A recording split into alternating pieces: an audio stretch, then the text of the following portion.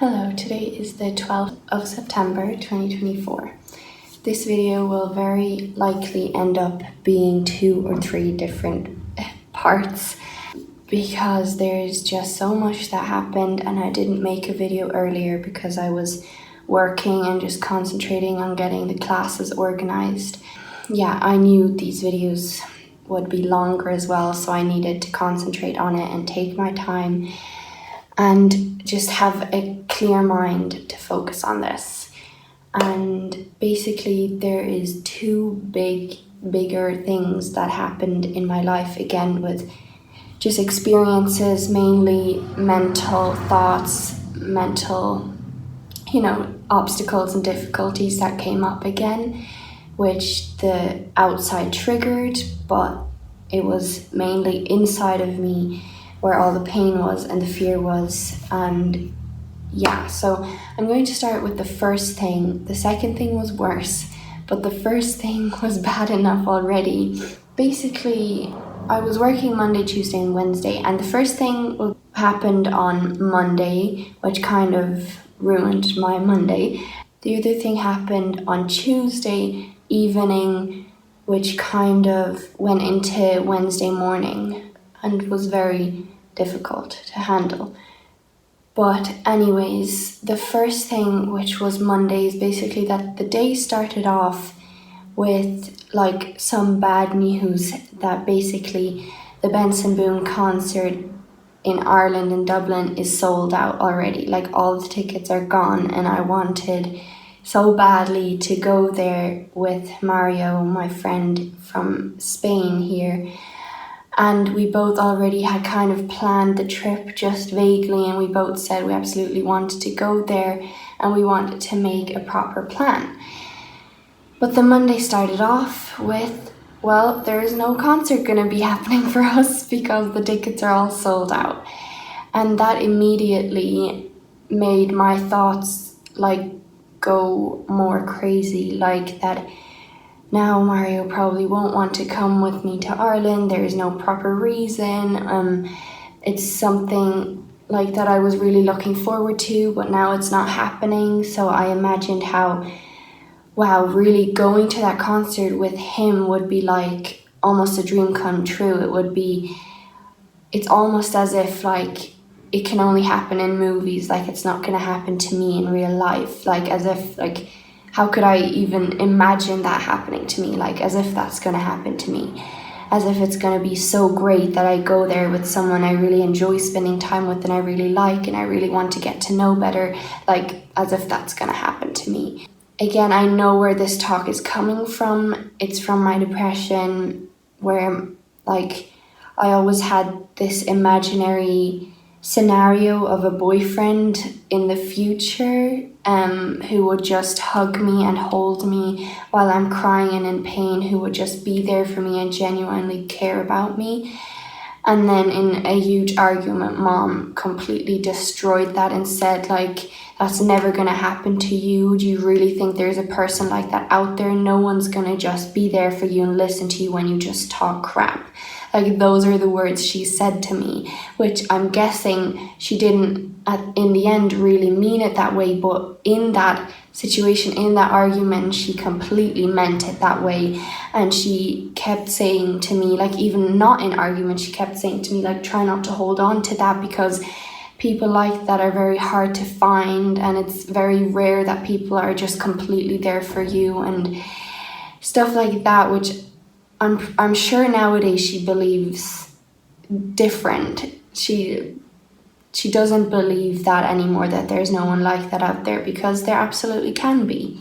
But yeah, anyway, that's how my day started off, completely beating me down, that like as if that's gonna happen to me. And then like my imagination was completely destroyed, that like, oh no, I can't get to know him better now, nothing will evolve more, or like we won't get to know each other more. And like, oh, now he probably doesn't want to go with me, there's no reason, he probably doesn't like me so much that he just wants to go on a holiday with me without a proper reason for going. So yeah, I was just so completely disappointed. Then my day went on with more and more thoughts like these, I can't really recall a lot of them because just so much happened since then, but I just remember that my thoughts were absolutely horrible to me, and just as the day went on, there was more and more information that was so upsetting to me and so disappointing. And basically, when we went to work then, we had classes, and basically halfway through the class, the students, the young ones, the really young ones, were finished their work already, and so they went off to play something. And once they were playing, we couldn't really control them anymore. So even when we said, okay guys, sit down, or come over here, or let's do this, they wouldn't focus on it anymore, but would just be distracted by their own games. And that kind of felt like, oh, I didn't have the class under control. Like, I'm a teacher, I should be able to control them. I should teach them English. Like, they shouldn't just be playing freely and speaking Spanish. Like, they're supposed to learn English. That's what they're there for. That's what they are paying for, to go into the school to learn English, and that's what I'm being paid for, to teach them English. So I was like, oh, I should be better at this. I should be able to control them. So basically, again, just beating myself up, the same self-talk as I always have or had in the Granny, where my workplace in Ireland, which I left now, but I was in for 3 years, and the last couple of months were really bad. My self-talk was bad. The work wasn't bad, but my self-talk was so bad. Constantly looking at the mistakes I was making, constantly saying I should know better, I should be better, constantly just beating myself up so much, and it was really hard to handle. And basically I kind of wished or thought that if I go to another job that maybe my self-talk wouldn't be so bad.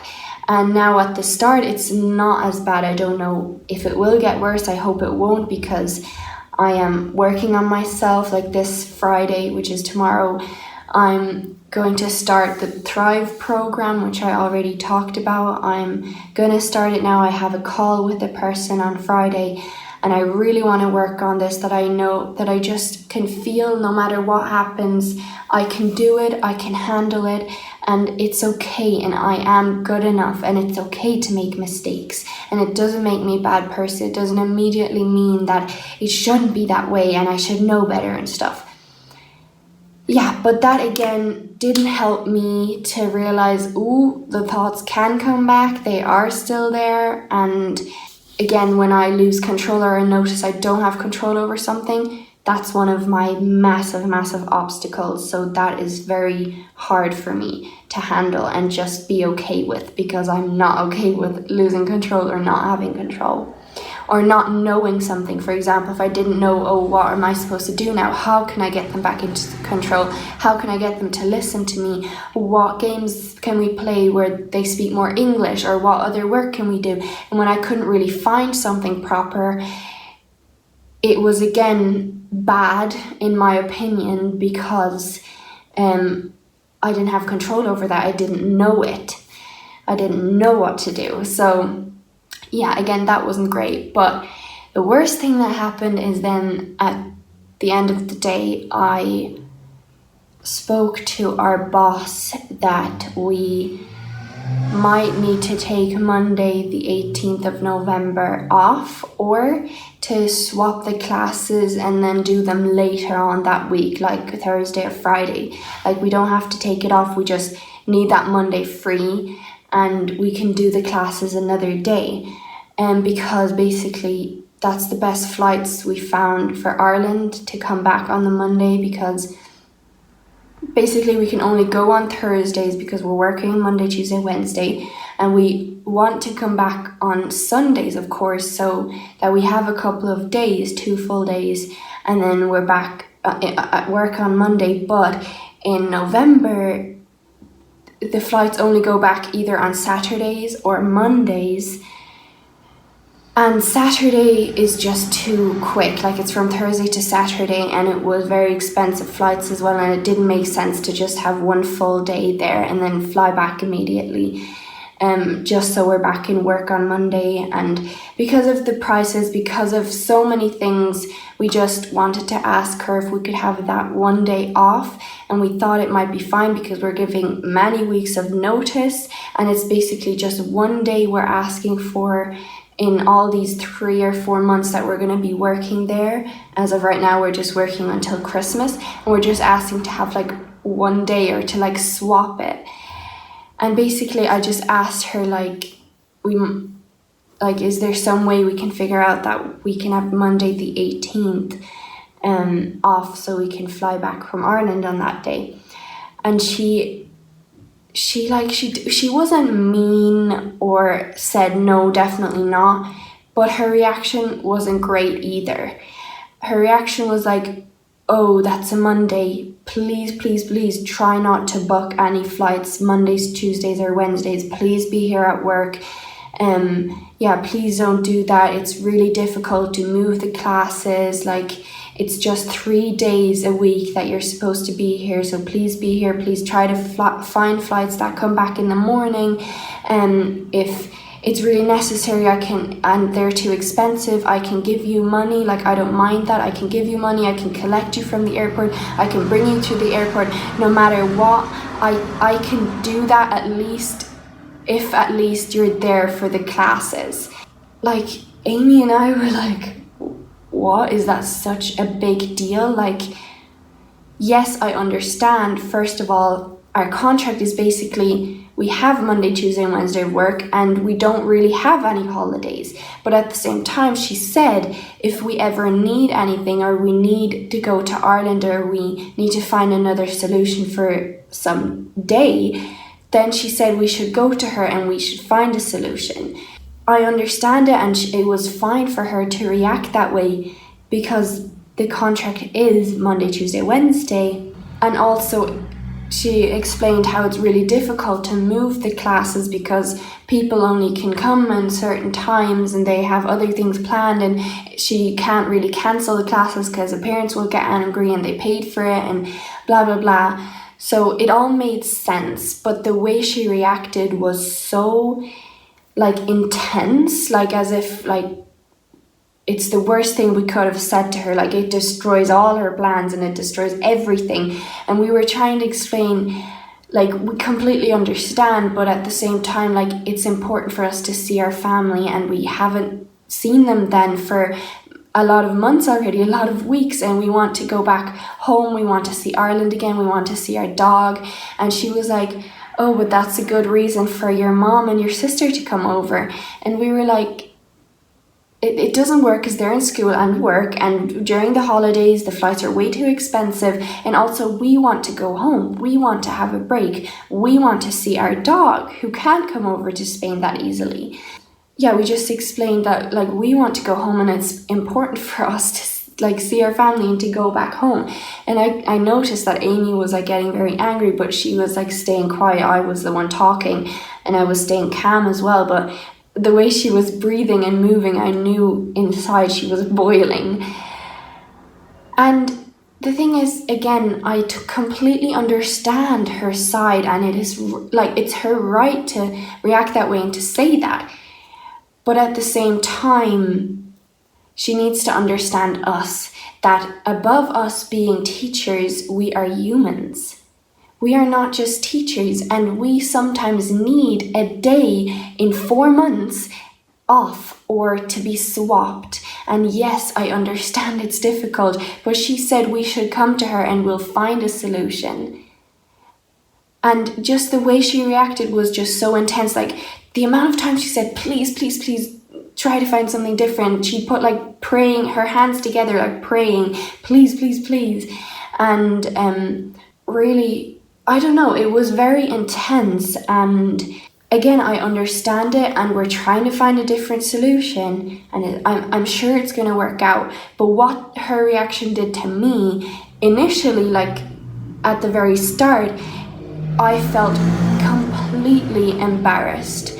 I was so embarrassed that I asked that question. I was like, oh shit, I should have known better. I shouldn't have asked that question. Like, oh no, I did something wrong. Like, we're not allowed to take any days off. I should have known that. Why did I ask? Like, how stupid of me. And no, I'm making it all so difficult. And now she thinks that we're so young and we're not reliable anymore, and we only work there a few days, and now we're already asking to have a day off or to swap a day. Like, we're making it complicated. Now she can't rely on us. Now maybe she doesn't want us to work there anymore.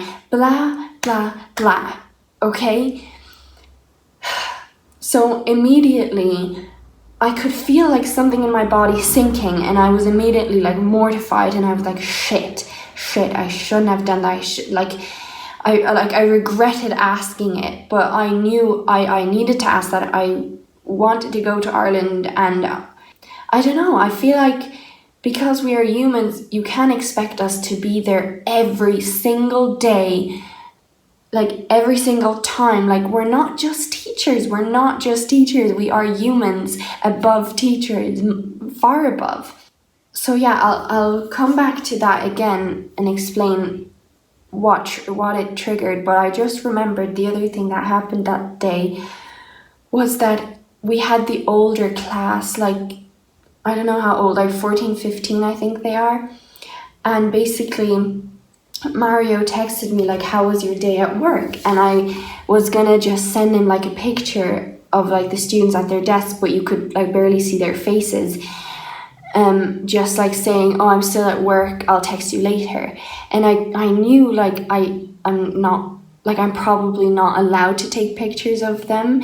Like, obviously I'm not allowed to put it online, like that's illegal, and I wouldn't do that. I was only gonna send it to a trusted friend, and I knew no one else in the world would ever see that picture. But I knew it was probably wrong, even though it doesn't say anywhere in our school that we're not allowed to take pictures, but we also didn't ask our boss yet if we are allowed to take pictures or not of the students.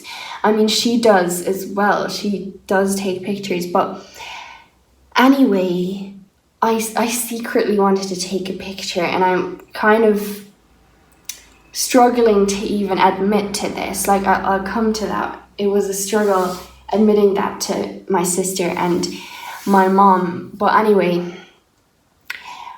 basically when I took the picture, it made a click sound, and I'm not sure if anyone heard that. I feel like one student turned to me and looked at me, but I'm not sure because I was too mortified to look up. So I didn't look up. I just continued to stare at my phone and just pretend like I was doing something else. And I immediately deleted the photo and immediately like erased all the evidence that I did that. And I was like, shit. And Amy turned around to me and asked me in German, Leona, did you just take a picture? Like, you're not allowed to do that. Which, again, she doesn't know if we're actually not allowed to do it, but we're guessing it's not allowed. And then I was like, no, of course not. No, I didn't. In German as well, pretending like nothing happened, which obviously was a lie, but it was okay for me. I needed that. I needed to protect myself because I, again, was so embarrassed. I was so ashamed. I was like, shit, if they heard that, what are they going to think of me? Are they going to think like their teacher just secretly takes pictures of them? Like, how weird are they going to think of me, that I'm such a weird person just secretly taking pictures of them? Or what if they tell our boss and I'm going to get fired? And like, immediately it goes to the worst case scenario in my mind at the moment, or with a lot of things, but at the moment I'm noticing it very much. It goes to the worst case scenario, and I'm so embarrassed. Like I said, I wasn't able to look up at them for a while. I just had to stare at my phone until I could like process it and kind of get out of it before I was able to return to the class. And I was like, I can't tell anyone this. This was so bad of me. I shouldn't have done that. I knew I shouldn't have done that. I knew it. And like, this is so bad. Like, what did I do? How dare I? Like, of course I'm not allowed to take pictures of them. Like, yeah, that was hard for me to handle at first. My heart like pounded, and I was like, shit, what did I do? Like, in shock kind of. And I'm like, no, how can I handle this? How can I fix this? What can I do? But then when I returned to class, I was kind of distracted that I forgot about it again. But then when as the evening went on and I remembered it again and again, it was like a shock to my system. Every time I remembered it, I got a shock and I was like, shit, what did I do? Why did I do that? I can't tell anyone, that's so bad of me. But then I know that this is my OCD thoughts. This is what OCD does. These are OCD thoughts and they feel absolutely real, and it's as if they're completely valid. It's like, well, obviously you're not allowed to take pictures, so that means you are a bad person, you're breaking the rules, you could be fired. And OCD thoughts, they find like validation, and usually they do find something, but again, often there is more proof that it wasn't actually a bad thing than there is proof that it was a bad thing. But with OCD, you focus on this maybe one proof that you have that it was a bad thing and you completely believe it, and then in your mind you find more and more proof of the past, your past entire life, and you just put this whole picture together and say, yes, I am a bad person. Basically, because I knew it was like my OCD, and I was like, no, in the past when I kept these secrets to myself, I couldn't handle it, because I had to, in my own mind, figure out if I'm a bad person or a good person, and I couldn't figure that out because I couldn't answer myself. I was like, no, there's so much proof that I did a bad thing, that I did something that wasn't allowed, so I'm a bad person.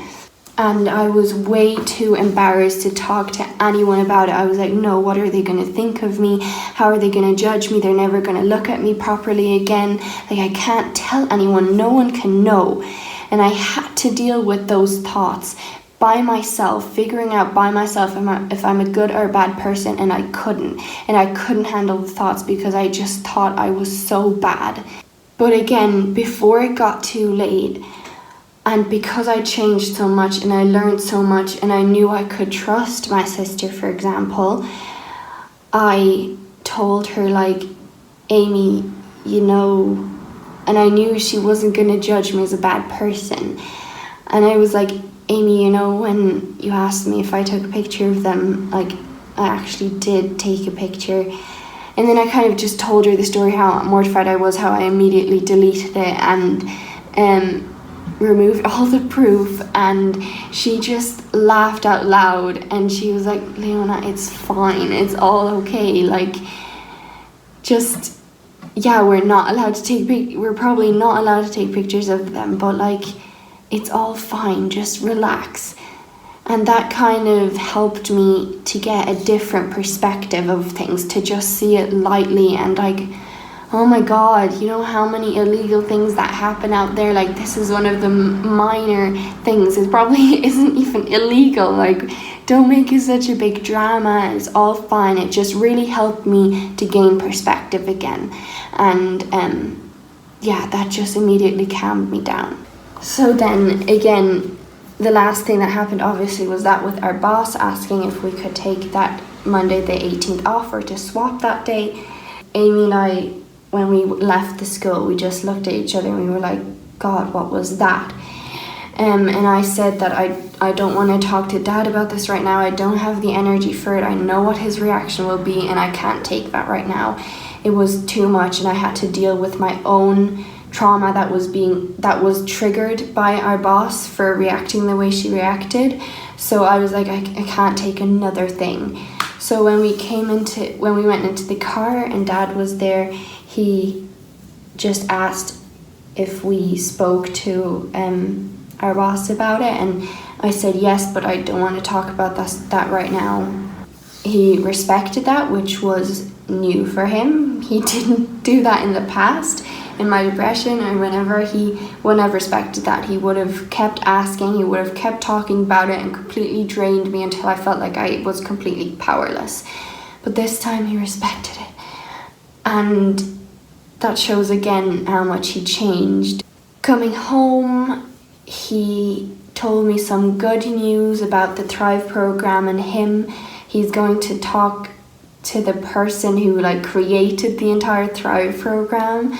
And geez, that's so exciting. And Dad just said a sentence I'm not sure, I don't remember fully, but something like, I just once and for all want to get rid of this, or I know that once I'm out of this, then I'll just feel like I have the power to handle and do everything, and it will be that way. Like, I will be able to handle and do everything. Because OCD is proven to be one of the worst mental illnesses you can have, and so many people that come out of it are living the best life and feel like they can handle anything, because then once you come out of it, you have the belief and you know that no matter what happens, you can handle it.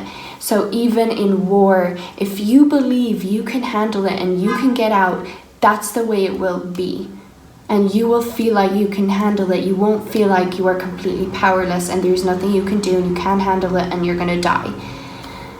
So yeah, and when he just said something like that, I teared up, because that is the biggest wish I have at the moment, that I can get out of this, and I know that then I will live the happiest life. I will feel so powerful. I will feel like I can handle and do everything and anything. And because that is what I experienced before, when I broke out of my depression and was on that property and in that house of our grandparents, I lived that way. I lived the most perfect and happiest life you could ever imagine, and I was so free and I felt so powerful and I could handle anything and everything. Yeah, and I know that this time, no matter what happens, I won't lose that feeling. I won't lose it once I actually went through the Thrive program. And yeah, when I teared up, he just gave me a hug, and it was just lovely. And of course I'm happy for him as well. I know what it must feel like for him. And it's just my biggest wish too, to just get out of this. The next day, or that evening, I think that evening even, I spoke to Mom about all of this. I explained it to her, and on the call I was just sobbing, and I started sobbing very hard when I told her about the trauma that our boss had triggered. And it was that basically commitment is like a big, massive fear of mine, because this commitment is the reason why I'm scared to start jobs. It's the reason why I'm scared to sign contracts. It's the reason why our boss's reaction was really horrible for me personally, because basically in my school time, I had to keep going to school every day. I had to wake up in the morning and face hell, literal hell. I had to do it. I had to keep going, even though I felt like it is impossible for me to handle. It felt like I cannot do this. Every single day, it destroyed me, it killed me, it made me feel less and less like myself, it made me lose myself more and more, fall further into depression, until someday I was completely gone, and all that I wanted was to get rid of myself, to die and not be myself anymore, and just leave this life behind, leave everything behind that was in my life, because everything was horrible, everything was bad. And the thing is, no matter how much I felt like I couldn't do it, I couldn't handle it, it was impossible for me to wake up in the mornings and to go to school, I still had to do it. And when I left school, I promised myself I would never make myself do anything like that again. I would never do that to myself again. And so now, what happened with our boss was basically she was saying, you really need to be here Monday, Tuesday, Wednesday. Like, you have to be here. That's the way the contract is. Please don't take any days off. Like, you need to be committed. I need your commitment. She didn't say those exact words when we were talking to her that day, but she did before that she did often say, like, I need your commitment, I need you to be here, I need to rely on you. And that always scared me, because I was like, no, I have to be free. I have to know that if I feel like I can't do it, that I'm allowed to leave, that I can leave any minute of any day. And yes, obviously that's not possible with every job. I know. But I need to feel that way. I need to feel like I am free, that I can do it, or else it'll feel like, no, I'm stuck and I have to handle it, but I can't and I don't know how, and I have to keep doing something that I don't want to do, and that's scaring me, and that's horrible to me and hurting me every second of every day. So basically the fear that I had of this job was like coming true, basically, that I was afraid that I had to be committed and I had to be there, even when I felt like I have to go home, I need to see my family, I miss them too much, or I just need a break. And now it felt like I can't really do that, or at least it's not just a simple, yes, of course you can do that, but no, please try to figure something else out. So it made me feel very trapped and not free, and like I had to be committed. Yeah, that was not good. And in the evening when I was talking to Mom, I was like, I don't want to continue this job. I can't do it. I can't do that. I can't, like, I don't want to. I just need to feel free. I need to feel free. And right now I don't.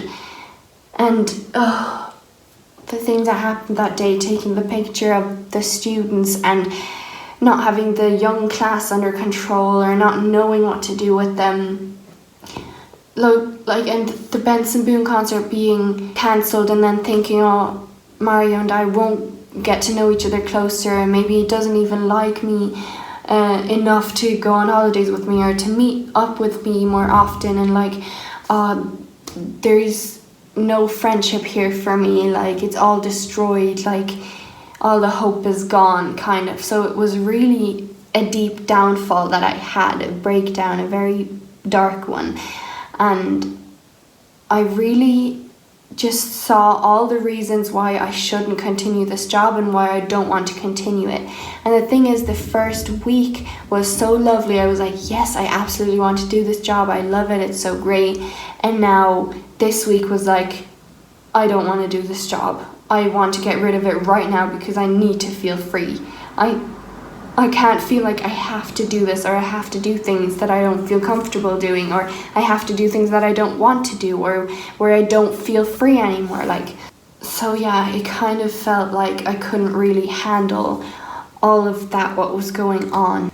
Mom was very nice. She was just like listening to me and just, said how horrible my thoughts are, and how that should be one of the first and main things I should tell my coach, like the Thrive program coach, that like immediately when I make a small mistake, that it's basically such like that I immediately struggle with knowing if I'm a good or a bad person, and I immediately think I'm a bad person.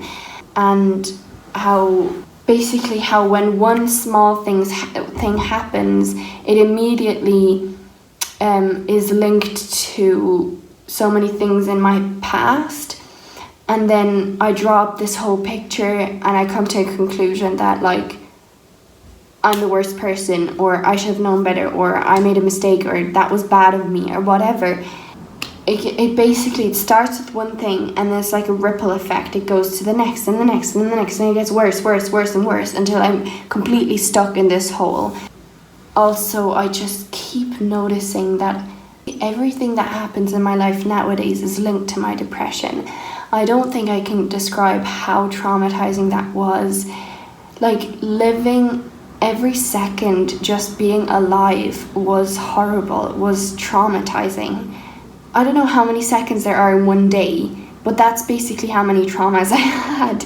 And that every second of every day for like almost 3 years. Basically, it feels like everything that could have happened to me in my entire life, everything horrible happened to me then in that depression. It was like there was nothing worse that could have happened. I was at the worst of the worst, the most of the most.